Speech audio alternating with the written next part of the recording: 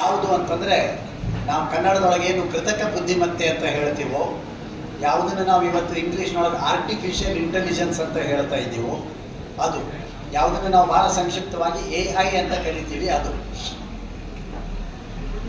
ಈ ವಾರವಷ್ಟೇ ನಾನು ಹಲವಾರು ವಿಡಿಯೋಗಳನ್ನು ನೋಡಿದೆ ಯೂಟ್ಯೂಬ್ದೊಳಗೆ. 2024 ನೊಬೆಲ್ ಪ್ರಶಸ್ತಿಯನ್ನು ಪಡೆದಂತಹ ವಿಜ್ಞಾನಿ, ಯಾರನ್ನ ಗಾಡ್ ಫಾದರ್ ಆಫ್ AI ಅಂತ ಕರೀತಾರೋ, ಜೆಫ್ರಿ ಹಿಂಟನ್ ಅನ್ನುವಂಥ ವ್ಯಕ್ತಿಯ ಅನೇಕ ಸಂದರ್ಶನಗಳನ್ನು ಕೇಳಿದೆ, ನಾನು ನೋಡಿದೆ. ಗಾಡ್ ಫಾದರ್ ಆಫ್ AI ಅಂತಲೇ ಅವರನ್ನು ಕರೆಯೋದು. 77 ವರ್ಷ ವಯಸ್ಸಿನ ವ್ಯಕ್ತಿ, ಸುಮಾರು 40 ವರ್ಷಗಳಿಂದ ಸತತವಾಗಿ ಪ್ರಯೋಗ ಮಾಡಿ ಅವರು ಈ ಆರ್ಟಿಫಿಷಿಯಲ್ ಇಂಟೆಲಿಜೆನ್ಸ್ ಅನ್ನುವಂಥ ಕ್ಷೇತ್ರದೊಳಗೆ ಬಹಳ ಅದ್ಭುತವಾದಂಥ ಸಾಧನೆಯನ್ನು ಮಾಡಿದರು. ಒಂದು ಕಡೆ ಇವತ್ತು ಆರ್ಟಿಫಿಷಿಯಲ್ ಇಂಟೆಲಿಜೆನ್ಸ್ ಅನ್ನೋದು ಏನು ಮಾಡ್ತಾ ಇದೆ, ಅದರ ಸಾಧ್ಯತೆಗಳೇನು, ಅದು ಮುಂದಿನ ದಿನಗಳಲ್ಲಿ ಅವ್ರು ಹೇಳೋ ಪ್ರಕಾರ ಮುಂದಿನ ಕೇವಲ 10 ವರ್ಷಗಳಲ್ಲಿ ನಾವು ಯಾವ ರೀತಿಯ ಜನಜೀವನವನ್ನು ಇವತ್ತು ನೋಡ್ತಾ ಇದ್ದೀವೋ ಇದನ್ನು ಸಂಪೂರ್ಣವಾಗಿ ಬದಲು ಮಾಡಿಬಿಡ್ತದದು ಅಂತ AI ಅಂತ ಅನ್ನೋದು.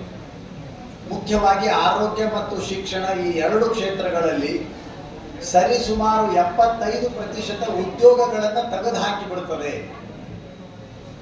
ಶಿಕ್ಷಕರಾಗಿ ಶಿಕ್ಷಣ ಕ್ಷೇತ್ರದೊಳಗೆ ಕೆಲಸ ಮಾಡ್ತಾ ಇರುವಂಥವರು ನಾವೆಲ್ಲರೂ ಬಹಳ ಗಂಭೀರವಾಗಿ ಈ ವಿಷಯದ ಕಡೆ ಗಮನ ಕೊಡಬೇಕಾಗಿತ್ತದೆ. ಮುಂದಿನ 10 ವರ್ಷಗಳಲ್ಲಿ ಹೆಚ್ಚು ಕಡಿಮೆ 75% ಕಾರ್ಯಕರ್ತರು, ಶಿಕ್ಷಕರಾಗಿಯೋ ಬೇರೆ ಯಾವುದೋ ವಿಭಾಗಗಳ ಕೆಲಸ ಮಾಡ್ತಾ ಇರುವವರು, ಶಿಕ್ಷಣ ಮತ್ತು ಆರೋಗ್ಯ ಕ್ಷೇತ್ರದೊಳಗೆ ಕೆಲಸಗಳು ಸಂಪೂರ್ಣವಾಗಿ ಹೋಗಿಬಿಡ್ತವೆ.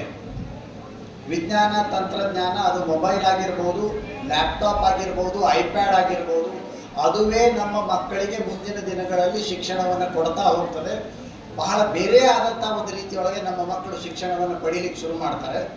ಯಾವ ರೀತಿಯ ಶಿಕ್ಷಣ ಕ್ಷೇತ್ರವನ್ನು ಇವತ್ತು ನಾವು ನೋಡ್ತಾ ಇದ್ದೀವೋ, ಒಂದು ಶಾಲೆಯ ಒಳಗೆ ಅನೇಕ ವರ್ಗಗಳು, ಒಂದೊಂದು ವರ್ಗದೊಳಗೆ 20, 30, 40 ಮಕ್ಕಳು, ಆ ಮಕ್ಕಳಿಗೆ ಪಾಠ ಹೇಳುವಂಥ ಶಿಕ್ಷಕರು, ಪಠ್ಯಕ್ರಮ, ಪರೀಕ್ಷೆ, ಇದೆಲ್ಲವೂ ಸಂಪೂರ್ಣವಾಗಿ ಬದಲಾಗಿ ಹೋಗಲಿದೆ ಅಂತ.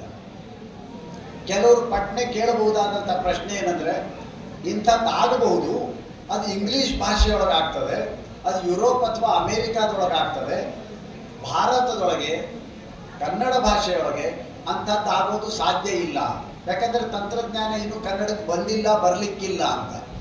ಆದರೆ ತಂತ್ರಜ್ಞಾನ ಎಷ್ಟು ವೇಗವಾಗಿ ಬೆಳೀತಾ ಇದೆ ಅಂತಂದರೆ, ನೀವೆಲ್ಲರೂ ChatGPT ಬಗ್ಗೆ ಕೇಳಿರ್ಬೋದು ಈಗಾಗಲೇ. ChatGPT ಅನ್ನುವಂಥ ಕೇವಲ ಒಂದು ಯಾವುದು ಪ್ಲ್ಯಾಟ್ಫಾರ್ಮ್ ಅಂತ ಹೇಳ್ತೀವೋ ಅದು ಕನ್ನಡದೊಳಗೂ ಬರ್ತದೆ. ಮುಂದಿನ ದಿನಮಾನಗಳಲ್ಲಿ ಭಾಷೆಯ ಪರಿಧಿಯನ್ನು ದಾಟಿ, ಭಾಷೆಯ ಸೀಮೆಗಳನ್ನು ದಾಟಿ AI ಅಂತ ಅನ್ನೋದು ನಮ್ಮ ಬದುಕಿನೊಳಗೆ ಬಂದುಬಿಡುತ್ತದೆ. ಭಾಳ ದೊಡ್ಡ ಬದಲಾವಣೆಯನ್ನು ಅದು ಮಾಡಲಿದೆ.